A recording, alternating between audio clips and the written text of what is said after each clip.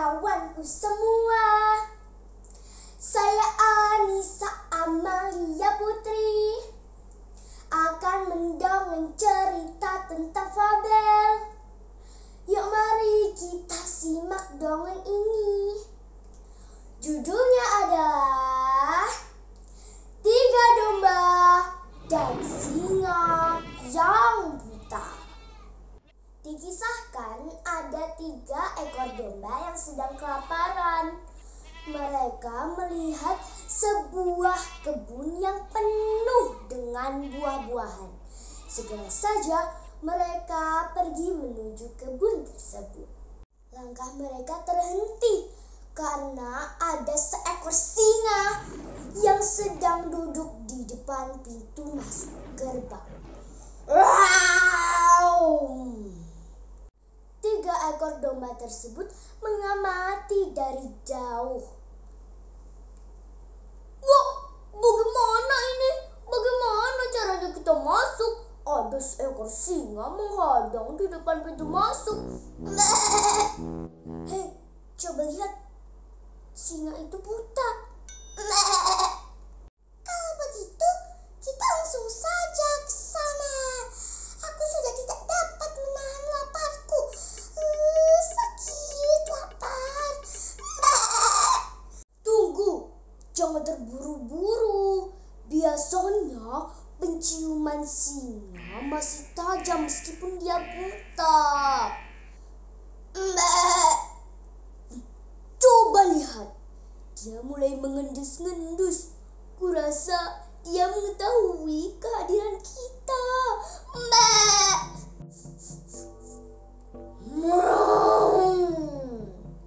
Aku seperti mencium bau domba di sekitar sini. Ayo kita pergi dulu sambil kita rencanakan sesuatu.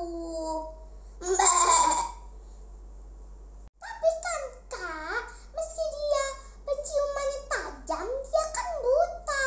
Dia tidak bisa menangkap kita. Sudahlah, ayo langsung saja kita ke sana. Kita langsung berpencar. Sabar adikku, kita harus menggunakan strategi dulu. Jika tidak, kita akan diburunya. Ayo adikku, kita pergi dulu. Kira-kira apa ya yang mereka rencanakan, teman-teman? Ya, mereka merencanakan untuk mengalihkan penciuman singa supaya aroma tubuh domba tidak terdeteksi oleh singa. Bagaimana caranya, teman-teman? Apakah kalian tahu? Mereka merencanakan untuk mandi.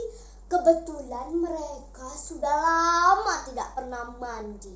Badan mereka bau dan seringkali dihinggapi oleh lalat. Domba pertama akan mandi menggunakan bunga mawar. Domba kedua akan mandi menggunakan bunga melati. Bagaimana dengan domba ketiga, teman-teman? Domba ketiga tidak mau mandi karena ia malas dan takut air. Ia masih beranggapan bahwa singa buta tidak bisa menangkap dirinya. Kedua kakaknya sudah menasehati, tapi tidak dihiraukan. Keesokan harinya, 3 domba itu menuju ke kebun yang dijaga oleh singa. Domba pertama memberanikan diri untuk melewati singa. Tiba-tiba singa pun mengaum sambil mengenduskan hidungnya.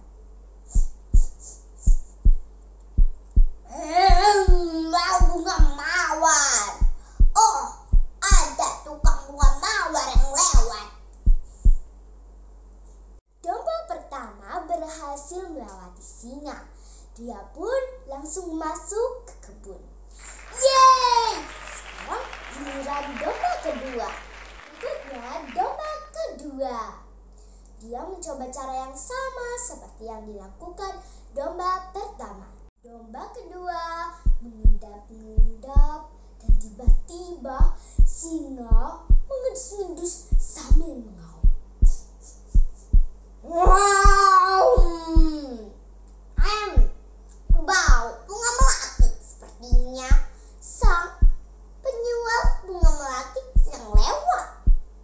Singa pun membiarkannya, dan loloslah domba kedua. Dia pun langsung berlari ke kebun. Tiba saatnya domba ketiga. Aku akan mengendap-endap. Begitu aku sampai di dekat singa, aku akan berlari. Tidak mungkin si singa bisa menangkapku, kan dia buta.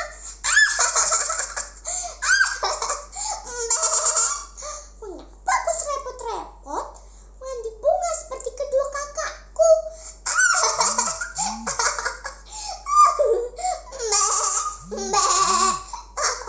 Domba ketiga pun mengendap-endap menuju kebun. Tiba-tiba singa yang tadinya tidur mendadak bangun dan mendus-dundus karena dia mencium ada aroma domba. Seperti ada aroma domba di sini. Di mana dia? Kebetulan aku sedang lapar. Domba ketiga pun segera berlari melihat singa yang mulai berdiri. Mendengar jejak kaki domba yang sedang berlari, si singa pun akhirnya mengejar sang domba.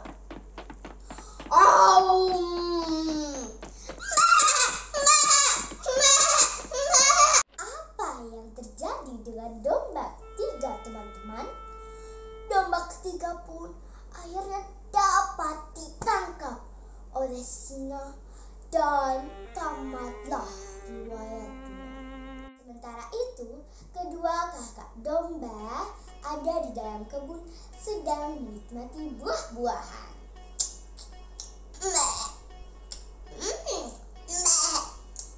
Dari dongeng fabel tersebut kita bisa mengambil hikmah, yaitu yang pertama, kita harus mendengarkan nasihat orang yang lebih tua daripada kita. Yang kedua, dengan mandi akan membuat badan kita menjadi wangi, bersih, dan sehat. Apalagi di masa pandemi seperti ini, kita harus lebih sering cuci tangan, mandi, berganti baju, makan makanan yang bergizi, olahraga, dan tidur yang cukup.